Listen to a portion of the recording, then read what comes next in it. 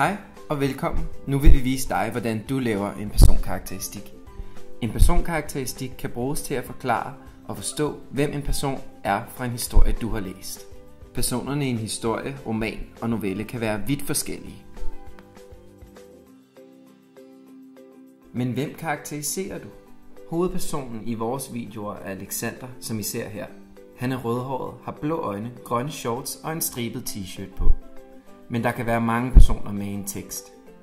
De personer, din tekst drejer sig mest om, det er dem, der er hovedpersonen. Og resten, de er bipersoner.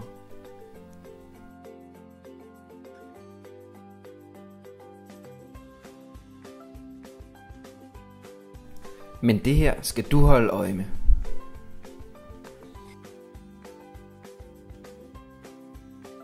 De ydre kendetegn handler alt sammen om personernes udseende.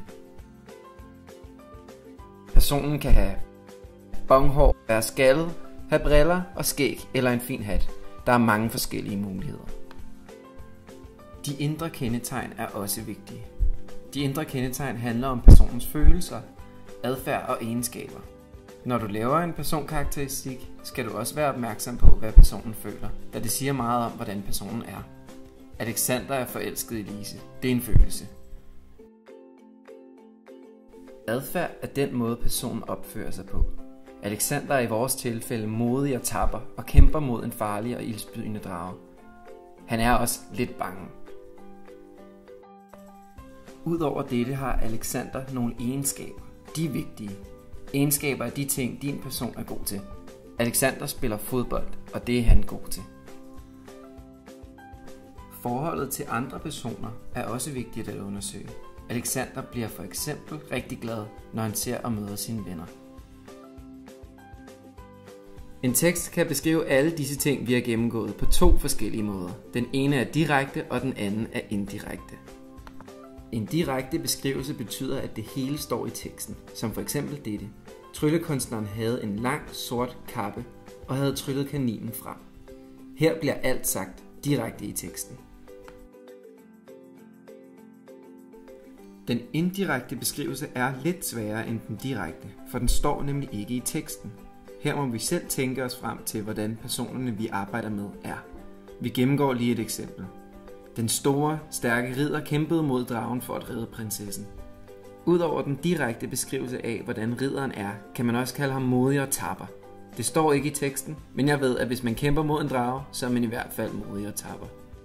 Det sidste, vi gerne vil forklare om, er ordet udvikling. En person, man læser om, behøver nemlig ikke være den samme hele vejen igennem en bog. Hvem ved, det kan være, der sker det, man kalder en ydre udvikling. Den ydre udvikling er en, der ændrer udseende. Det kan fx være, at din hovedperson får briller, ny frisyre, bliver skaldet, får skæg eller bliver gammel. Det er altså en ydre udvikling. Der findes også en indre udvikling. For eksempel er Alexander ikke mere genert og sky over for Lise. Nu er han blevet modig og tør derfor godt vise sin kærlighed. Der er mange muligheder for udviklinger. Husk at holde øje med dem.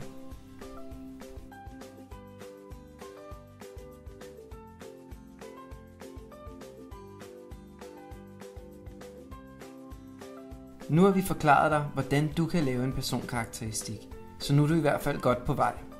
Husk, at der er mange ting, så skriv dem ned og vær opmærksom, når du læser. På den måde bliver det også meget sjovere at læse.